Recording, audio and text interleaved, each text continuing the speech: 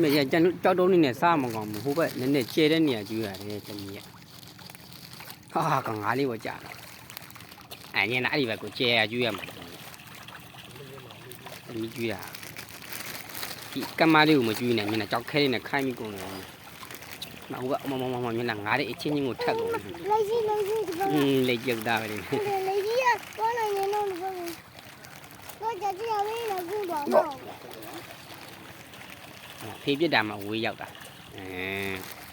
အာမုန်းပြလဲငါလည်းရောက်နိုင်တယ်လေဟင်မတော့ကိုဒလိုက်လို့ပြီးတော့ဒလိုက်လို့ပြီးတော့လီတာလမ်းရောက်ပြီးကျွေးလို့ရတယ်နော်မကြီးဒီမျိုးမုံစားကြည့်ုံလေမုံလေးကောင်းလာစားကြည့်